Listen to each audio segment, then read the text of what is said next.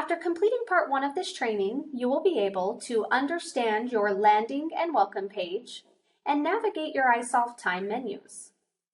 Let's go ahead and pull iSolved up and take a look at these items together. Remember, each time you access the system, you will need to enter in your username and password, and once we hit the login button, we'll be directed to our welcome screen. And sign, and let's talk a little bit about our welcome screen. This is going to have basic information on your company and a little bit of information on yourself. You'll notice on the left-hand side we've got basic profile information such as your name and email address.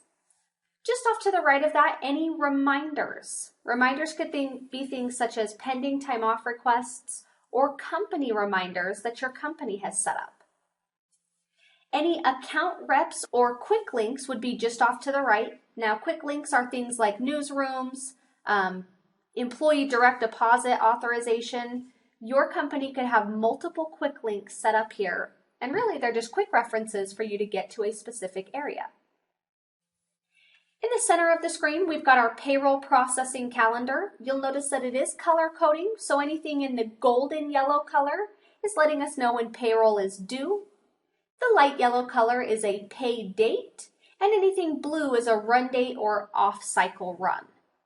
Now, I happen to be looking at a company that has multiple pay groups, so multiple pay periods typically. You'll notice I can look at all pay groups, or we could specify which pay group we would like to see depending on our access. On the right-hand side, you'll notice we do have the ability to see those announcements that we saw when we first logged into the system. Again, you can simply scroll through the list of announcements and see what's been posted. At the very bottom of the page, we have our next scheduled payroll. So this is giving you payroll information for each of your pay groups. When is your payroll due? When is the check date? When is the pay period start date, pay period end, and which period is this? On the far right-hand side, you do have the ability to look at your processing schedule if you'd like to. You simply hit the View option, and you'll notice that a PDF version will populate.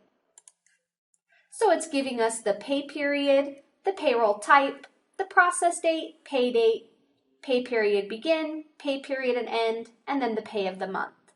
So this is just taking our scheduled payroll and looking at the entire year.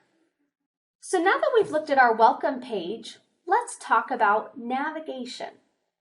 Now this training is specifically iSolved time related. I'd like to take a few minutes to help you navigate through our iSolved time menu. Now if we navigate to Employee Self-Service, Expand Time, you'll notice we have quite a few options underneath our time category. We've got our time card, which allows you to view the employee's punches and absences on their time card. We've got our Manage Groups. Manage Groups is used for our supervisors to be able to group their employees to create group punches on the mobile app. We've got the Group Punch feature, which allows you to create punches for a mass group of employees. Employee Absences. This is where you can filter, view, and add absences for each of your employees. Time off balances allow you to see the balances for each accrual policy that is assigned to your employees. Time off requests is where your employees and even yourself might go to submit time off requests for approval. Time off request admin gives you the ability to approve or reject a time off request that has been submitted by an employee. Now, if we scroll down just a little bit farther in our Employee Self-Service menu item, at the very bottom, we've got a section called Employee Scheduling. If I expand this, there are two options beneath it, and that's our Scheduler and Schedule Import. The Scheduler gives you the ability to add schedules to each of your employees to assist with attendance management. In part 2 of this training, you will be able to navigate your employee's time card and understand the items on our action bar. Let's go ahead and pull up iSolved and take a look at the time card. To get to the time card, you can either use our search menu at the top of the screen and type in time card. You'll notice we have Employee Self-Service, Time, and Time Card. So you can use our search, or we can navigate with our menu items. So we could go to Employee Self-Service, Time, and then click on the time card link. Because this is our first time logging in, the system is giving us a list of employees. This list allows you to select an employee and their time card will populate. So I'm going to go ahead and choose Mary Adams' name, and we'll notice that our time card has now populated. The first thing I want to do is go through the layout of our time card, and then we'll talk about our blue action bar together.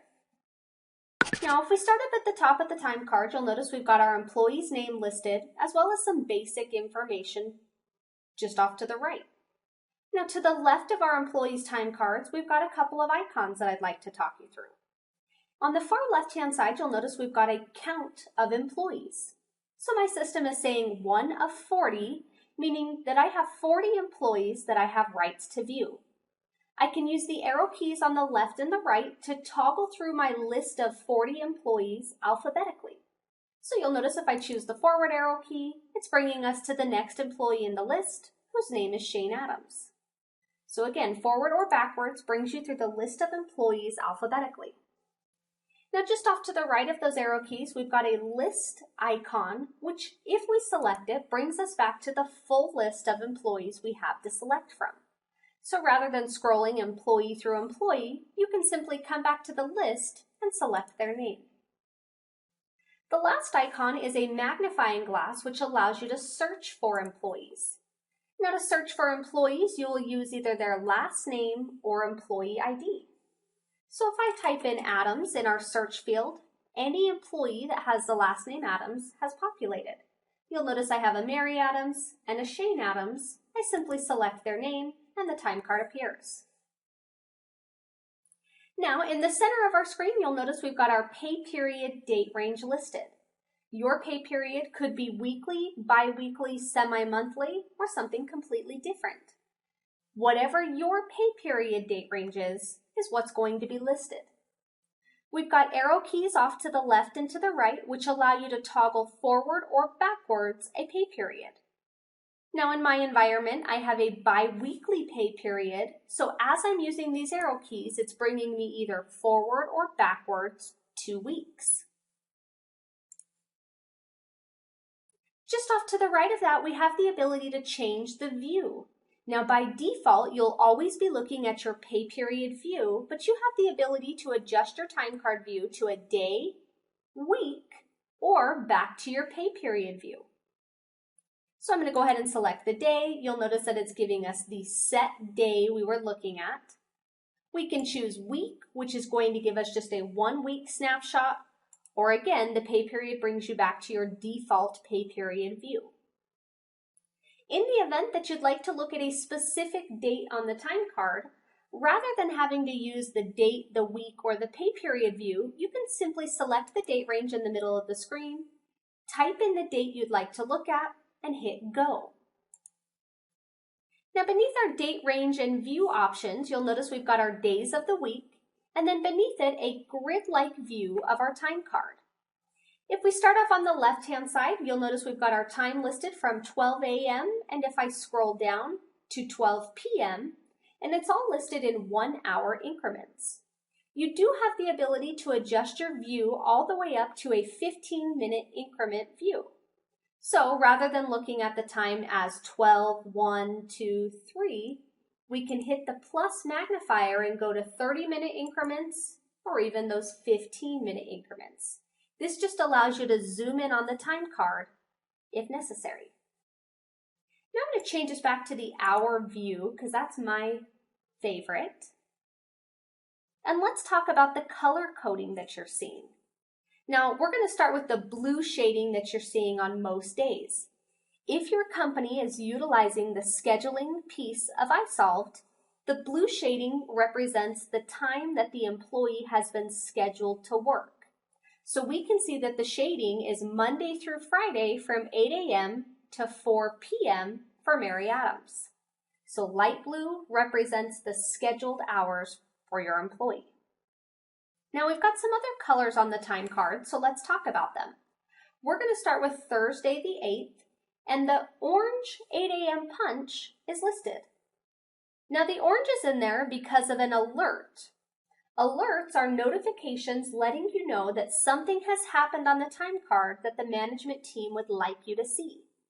In this scenario, you'll notice if I hover over the 8 a.m. punch, my slide out window tells me what kind of alerts are on this specific day. Now, alerts are tied to different severity levels, which are then tied to colors. So anything that's low is going to show up in blue. Anything that's medium or high is going to show up in orange, and critical is red. Now I want you to keep in mind that any critical alerts mean that you or your payroll processor would not be able to process payroll until this alert had been corrected. So for this scenario, because my 8 a.m. punch has a low and medium alert, it always takes the color for the highest severity. So my missing punch is a medium, which is then turning my punch color orange. So color coding is all driven by the alerts. Now if we look at Friday the 9th, you'll notice our time is showing up in blue. If it shows up in blue, those are just our standard hours. So if an employee clocks in and clocks out throughout the day, they have no alerts associated to them, their punches will show up in that color. If we move along on the time card, any hours that show up in gray are not worked. They're absence hours that have been added. So things like your vacation time, sick time, paid days off, and any other absences you might be tracking. Now we'll notice that Friday the 16th is highlighted in yellow. Yellow means that this is the current day. So right now it's December 16th. It always highlights the current day. Now what I want to do is shift forward into a new pay period that contains a holiday. Holidays are always going to show up in bright green. Based on your company's setup, the holidays will auto-populate on the time card with the amount of hours that you have designated. So my employee qualifies for holiday rules, which is why their holiday hours have already been applied. Now I'm going to jump back to the previous week and let's take a look at the totals down here at the bottom. The first section represents the total hours per day, as well as the total hours per view. You'll notice that underneath each day, it's going to add up all of the punches to tell you how many hours the employee has on that given day. If we look to the far right-hand side, you'll notice that it gives us the total hours for the view that we're looking at. Beneath that, we've got our earnings summary. The earnings summary is going to take the total hours and let you know what types of hours occurred in that day. Was it vacation? Was it regular, overtime, sick? Again, it's simply taking the total hours and based on your hours allocation rules, breaking out the types of hours. Now beneath that, we've got labor summary. If your company is utilizing labor values and having employees clock in and out of labor such as jobs, locations, departments, divisions, those would all be listed down here at the bottom. So for Mary Adams, she happens to be clocking in or tied to a default location and department, so that time is applied here. You'll notice on the left-hand side, it's giving me location 2 and department 201.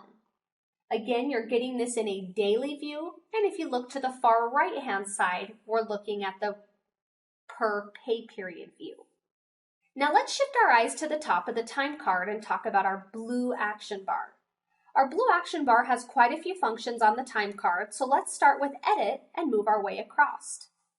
The edit option allows you to go into edit mode and make adjustments on the time card.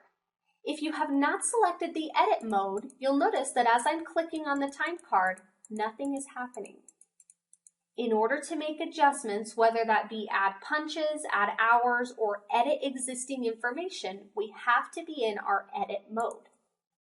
You'll notice that once I've hit edit, as I click around on the time card, windows are going to start popping up. So I'm going to pretend I'm going to add some time onto the time card. You'll notice that as I'm clicking, we're seeing these add record options. Now I'm going to hit cancel because we're going to talk about adding records in our next session. So on the blue action bar, verification, if we select it, is here if your company has decided to have your supervisors, managers, or you as the admin approve the employee's timesheets. So the approval process is more of an electronic sign-off that you've reviewed the time card and it's ready to be submitted to payroll. Now, depending on the company, the verification may be required or it could be optional. Some companies require that the verification be completed prior to running payroll. Others just keep it more for record-keeping purposes. So you'll notice in my environment right now, I have a section for the supervisor to sign off as well as the manager to sign off. In order to verify the time card, they simply select the checkbox next to their role, and you'll notice up at the top we get the verification successful. So again, verification allows managers, supervisors, and admin users to electronically sign off on time cards. Now the next item on our action bar is our Analyze Rules. Analyze Rules allows you to look deeper into the information on the time card. So if I select this, a detailed information screen is going to populate. What this is doing is breaking down all of your time rules in the order that they happen. So you'll notice up here at the top, it's giving us some time card punches. These are the punches that are on the time card. And the great thing about this screen is it gives you detail. The time card itself allows you to see the punch time, the punch date, and the labor values they might have selected. But our Analyze Rules gives you a little bit more information. The source, was this created on the web? Was it created via the mobile app? Who was the user that added the information? And if it was created with the mobile app, what was their GPS location? So you'll notice it's breaking the items down by punches and also by hours. So as you scroll through our Analyze Rules, it's taking a look at all of the rules that you have in place and applying them in the order that they should happen. Now the next one we're going to look at is our time card report. The time card report, if we select it, is going to give us a PDF version of Mary's time card. Now this is great for you to print off for maybe attendance purposes, or even if the employee would like to keep record of each of their timesheets, they can run this as well. You'll notice on the left-hand side we've got information such as the date, if there are any alerts on their time card. Remember, alerts are things like missing punches or not following their schedule. We've got the date, their start time, end time, and if their time was tied to any labor values. And then on the right-hand side, we've got earning summaries and hour summaries. The last item we're going to review in this section is the schedule option. Again, if your company is utilizing the schedule feature, not only will you see those scheduled hours on the time card represented by the blue shading, if we select the schedule option, a PDF is going to appear with all of their schedule for the pay period. So you'll notice on the left-hand side, it's telling them the days they're scheduled to work, the days of the week, their shift name. Now in my environment, my shift name happens to be 8 a.m. to 4 p.m., but your company may have set shift names, morning shift, mid shift, night shift. That'll appear in the shift name column. And then we've got the start time, end time, and if they were scheduled to a specific labor value, such as location, department, or division. After completing part 3 of this training, you will be able to successfully enter punches, successfully enter hours, and understand how to edit, copy, or move time on your employees' time cards. I'm going to pull up iSolved and let's start. As I pull up the time card, we're going to start with entering punches.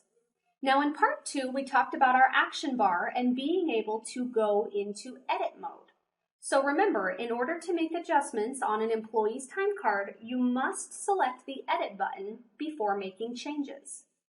So to enter a punch, we're going to select edit, and we need to select the day and the time that we would like to enter the punch for. Thursday the 8th is a great example where we've had the employee clock in, but they're missing their clock out punch for the day. To enter this, we'll simply hover over the time that we would like the punch to appear at, click once on the time card, and you'll notice we get an Add Record pop-up. We're being asked, would you like to add an hour record or a punch record? In our scenario, we're going to choose punch. When we select this, our punch window appears and most options default.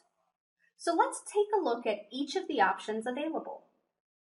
The first thing you'll notice is the punch date and the punch time. This is driven by the date and the time that you were on when you select it on the time card. If you'd like to adjust this information, you can simply select the box and type it in or use the calendar view.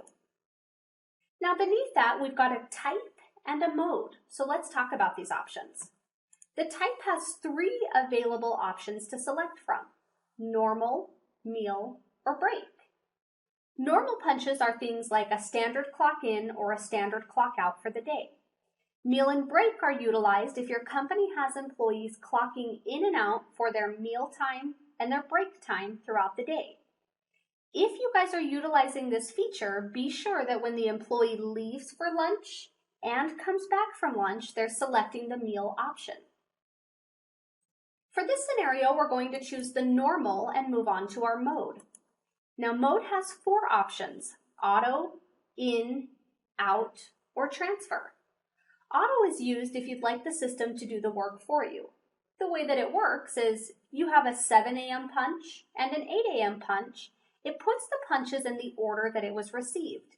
So it's smart enough to know that 7 a.m. comes before 8 a.m. and will put it on the time card appropriately. You do, although, have the ability to say, I want this to be the employee's in punch, or I want this to be their out punch. The last option in the mode is a transfer. Transfer is used for companies that have employees moving from labor value to labor value throughout the day. So an example of this could be jobs. I clock into job A at 8 o'clock in the morning, and I need to transfer to job B, let's say at 10 o'clock. Rather than having to clock out of job A and then create a second punch to clock in to job B, the transfer option does that for us. So in just a few moments, I'll show you how a transfer works. Just beneath that, you do have the ability to override the labor defaults. Labor defaults are there as the employee has a default location and default department assigned to them. So if you would like this punch or the hours you add on the time card to be tied to a different labor value, you simply select the drop-downs and choose accordingly. Now just beneath that, you'll notice we do have a do not round option. In the event that your company uses any rounding rules, this checkbox allows you to determine that you do not want this specific punch to round. So let's say that you used a nearest 15-minute rounding. Typically, if you entered a punch at 4:02, it would round back to 4 o'clock. If we selected the do not round option, the punch would stay at that 4:02 time. Now the last option that's on here is a section for notes. Now notes are not required, but highly recommended. Notes are a great way to keep track of all of the changes that are being made on the time card and why. So I always like to enter in, Mary missed a punch or Mary forgot to clock out. Something simple, but again, something letting everybody looking at the timesheet know why there's an adjustment.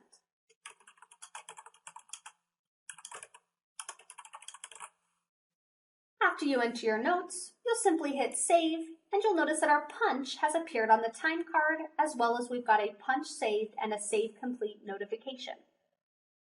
Now you're probably noticing that Thursday's time still looks a little bit different than any of the other chunks of time on the time card. The reason for that is we need to show our results, which saves all of the changes we've just made. So if we hit show results, you'll notice that our time, rather than being 2 chunks, is now 1 block of time. So now that we've talked about entering punches, let's talk about entering a transfer punch. I talked about what a transfer punch was, but let's enter one so you can see how it works. So the first thing I'm going to do is go up into my edit mode, and we're going to come to Saturday the 10th, and I'm going to say that at 8 a.m. I want to create a punch. So I hover over, click once, and I'm going to click the punch option. Now I'm going to keep everything default for this punch. So it's going to be an 8 a.m. punch tied to location 2 and department 201. Once I hit save, you're going to notice that we get our notification at the top that our punch was saved, and we see our block of time. What I'd like to do now is create a punch at 11 o'clock where I'm transferring to a new location or new department. So I simply hover on the time card where I would like the punch to appear, click once, and this time I'm going to choose punch, but I'm going to change my mode to transfer. Now this time I'm going to change my location to location 1 and maybe department 2. So I'm going from 2 to 1 to 201 to department 2. When I choose the save option, you're going to notice that two punches appear on the time card. One punch that's clocking me out of my defaults, my location 2 and department 201, and a secondary punch that's clocking me into my new location and department. So if I hit save, you'll notice up at the top I get my punch saved and my save complete. When I show my results, we're going to see those two punches. You'll notice I have my 11 o'clock that's tied to my 8 a.m. So from 8 a.m. to 11, I was working in location 2 and department 201. And then I've got my clock in at 11 a.m. to location 1 and location 2. The benefit of using the transfer feature is the employee's not losing time in between punches.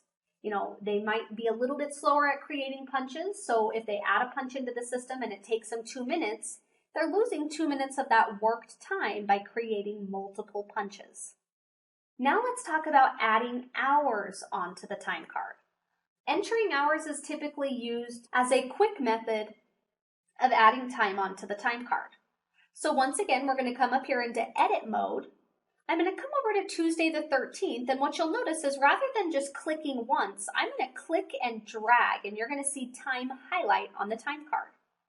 So if I click and drag, you'll notice my time's highlighting in gold.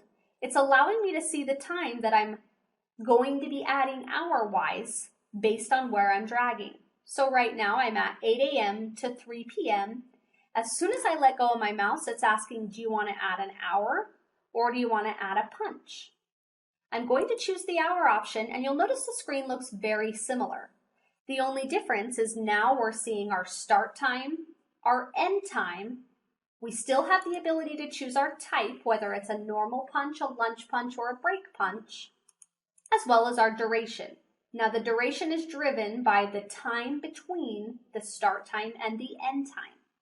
Now if you need to adjust the time just like we did on the punches, feel free to click in the box and adjust. You do have the ability to add in those labor overrides if necessary, as well as any notes, and then go ahead and hit save. You'll notice when I hit save, we can see our block of time and our save complete notification at the top of the screen. If we hit show results, the hours will appear with their color coding. So we've talked about adding standard punches, adding transfer punches, and adding hours. Let's talk about some of the other features that are available on the time card, such as copy and move. Maybe you entered time on one day that you need to enter on multiple days. Well, rather than going in and redoing the work, you can simply copy it and paste it onto one day. So again, remember, if we want to make changes on the time card, we go into our edit mode, and let's use Tuesday the 13th as an example. If we want to copy or move the time, we simply hover over the block, scoot it over. You'll notice that it's kind of got an image that's moving where we can pick. And when I let go, it's asking, do you want to move the time or do you want to copy it?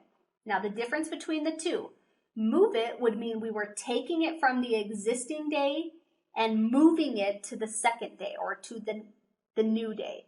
So it wouldn't appear in both. You're moving it from one area to the next. Copy means I want to copy the information and paste it onto the day that I've selected. So for this scenario, I'm going to choose move. You'll notice that my block of time moved from Tuesday to Wednesday. And then if I hit show results, the hours will show up with their color coding. Now let's talk about copying. So again, I'll go back into my edit mode. I'm going to grab my information for Friday the 9th. Again, if I click once, I can drag it around to choose where I'd like it to appear. Once I let go, again, do I want to move it or do I want to copy? If I copy it, you'll notice that it's existing in both places. In order for it to appear with the color coding, we need to hit our show results, and you'll notice that it appears on the day we copied it to. So think of the time card like an Excel workbook. You have the ability to add things in there, but you can also edit, copy, or paste. Now, a few more other small features that I want to talk to you about. What about our deleting or editing existing time? So let's say that we needed to delete some time off the time card. Maybe on Thursday, these hours that we moved were moved onto the wrong day. If we go back into our edit mode, and hover over the block of time, you'll notice at the bottom we've got a little trash can icon which allows us to delete the time from the time card. Now all you do is select the icon, and at the top it tells us the item has been deleted. Now what about editing? Maybe we need to adjust the time on Wednesday the 14th from 8 a.m. to 3 p.m. To 8 a.m. to 4 p.m. Again, as long as we're in the edit mode, we hover over the block of time, and down at the bottom, the icon that has a paper with a pen allows us to edit. So if I select the icon, you'll notice our hours or our punch window appears for us to make adjustments. So I'll come into my end time and I'm going to change this to 4 p.m. In my notes, I might put why I'm making the adjustment. Down here at the bottom, if I hit save, you'll notice we get our notifications at the top that it was completed, and if we show our results, we'll see the color coding. The last piece we're going to look at together in this section is time card adjustments. Now, time card adjustments allow your company to have a manager, supervisor, administrator, or even an employee add adjusted time to their records. A great example of why you might use adjustments are mileage. Maybe your company has drivers and they need to keep track of the miles driven. You can give them the ability to add an adjustment that will calculate the miles for you.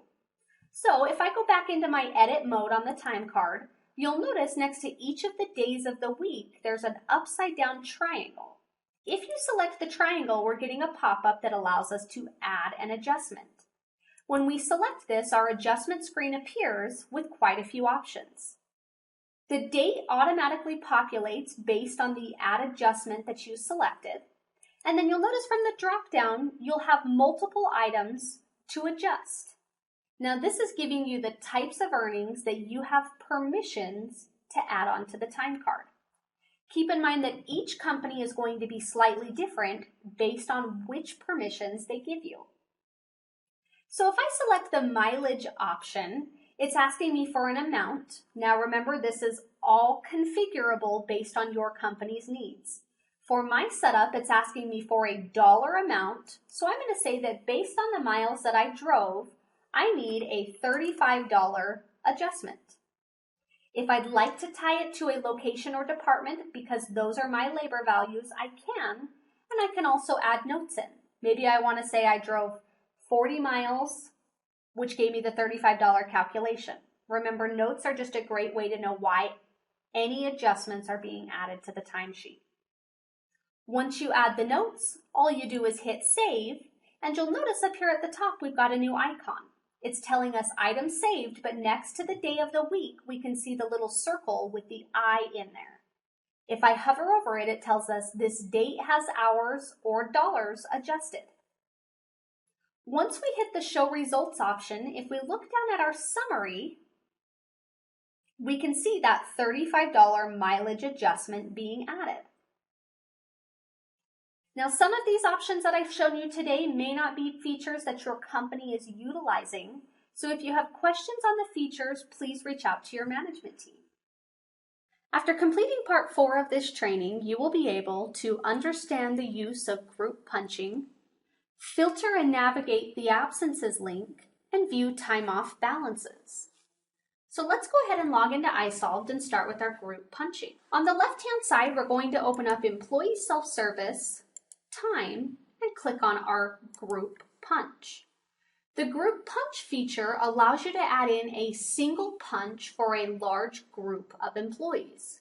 An example of why you might use this is, let's say you had a Christmas party and you are clocking everybody out at 4 o'clock. So maybe you called the Christmas lunch at 12, lunch went from 12 to 2, and you want to add a punch because you didn't want everybody going back into the office to create one before they left. Again, group punching allows you to specify a group of employees and add a single punch to their record.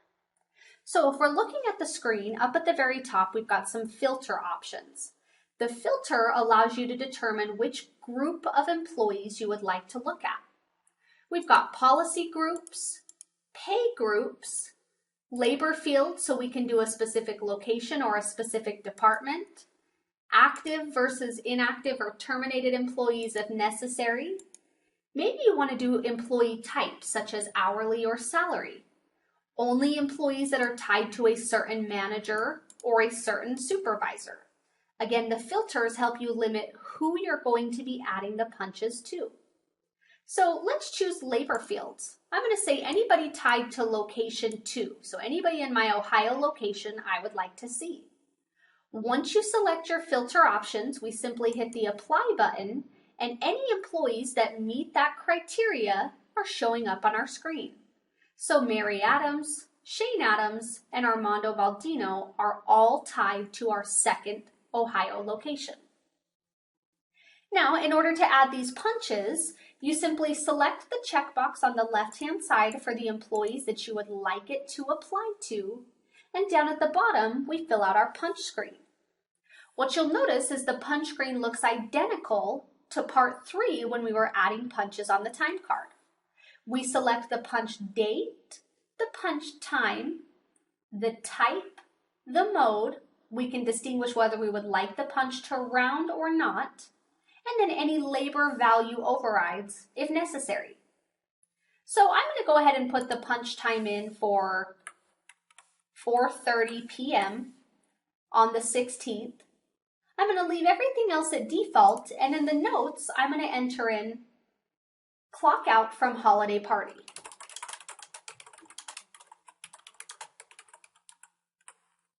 Up here at the top on our blue action bar, if I hit save, it's going to add this 423 punch to all 3 employees we have selected.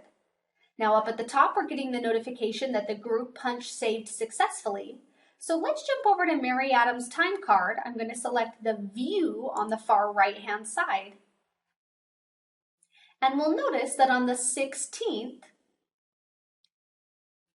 I'm going to come over here to the 16th, we've got our 423 punch that we added.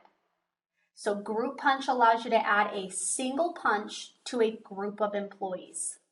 The next item we're going to talk about is employee absences. So on the left side under employee self-service, time, we're going to select the employee absences link.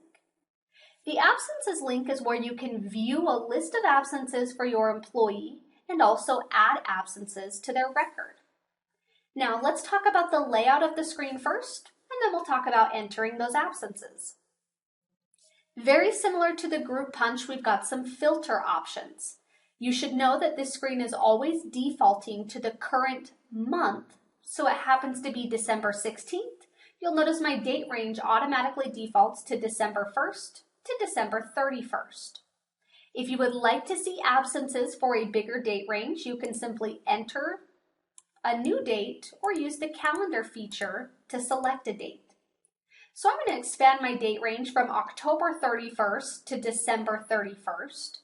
You'll notice you could choose specific absence policies that you'd like to look at, meaning if I selected sick, when I choose the filter, only sick absences between October 31st and December 31st would appear. If you leave it blank, any absences are going to appear that happened during that time frame. So you'll notice it has on December 12th a vacation absence and on November 3rd a jury duty absence. So this screen gives you the ability to view absences for your employee on the top section. Now down here at the bottom is where you can add absences in. Now absences are usually entered for your employees in the event that they could not submit a time off request. Now time off requests allow the employee to request a day off, and it goes through an approval process. Whether it's approved or rejected, it would add on the time card. Absences could be for things like a sick day. They called in this morning and they're unable to make it, so they probably weren't able to enter a time off request. You could enter it as an absence. So let's go ahead and add an absence into the time card for Mary Adams. On our blue action bar, we're going to choose Add New. The first thing it's going to do is ask you for the date of the absence, and I'm going to pick Monday the 19th, and then we get a drop down of absences. Now keep in mind your absence list could differ based on your company's absence policies. In my environment, I offer sick, vacation, jury duty, bereavement, and holiday time. So for my scenario, I'm going to choose sick, And then it's asking me for the number of hours the employee was absent or is going to be absent for. I'm going to change this to 8 hours. I can enter a start time if I would like to. The start time just designates on the time card itself where is that block of hours going to appear. Now I typically put in the employee's start time. So if I know that Mary typically works at 8 a.m., I would type in 8 a.m. for the start time. Now beneath that, there are 2 check boxes: exclude from accrual calculation or exclude from earnings calculation. So let's start with the first one, exclude from accrual calculation. If this is selected, when this sick absence gets added to the time card, it would not deduct from their accrual bucket. So it's like you're giving them the day without removing the time from their bucket. The exclude from earnings calculation. If this one is selected, it would reduce from their bucket, but it wouldn't pay them. It would not be a paid absence. So this one could be used for, I took a PTO day, but it never came out of my bucket.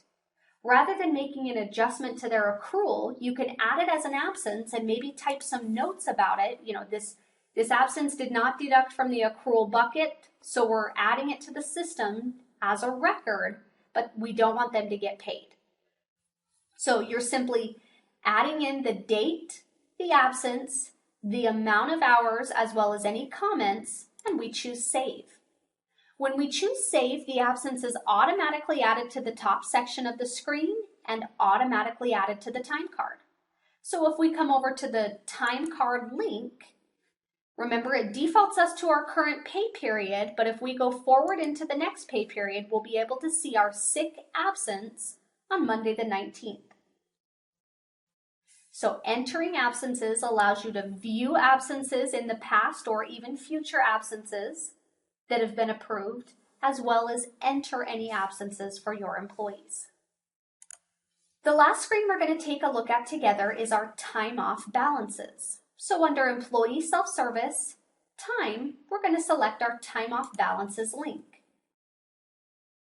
This screen is going to give you a list of the accruals that have been applied to the employee. In my environment, I've got a sick accrual and also a vacation accrual. Now this gives you information such as the amount of time that they're earning or their accrual rate, what their current balance is, if they carried time over from one year to the next, how much time they have accrued, how much year to date they've accrued, and then on the right-hand side, it talks about taken. Current taken, year-to-date taken, and pending taken. Keep in mind the pending taken is going to take into account any future absences that have been approved.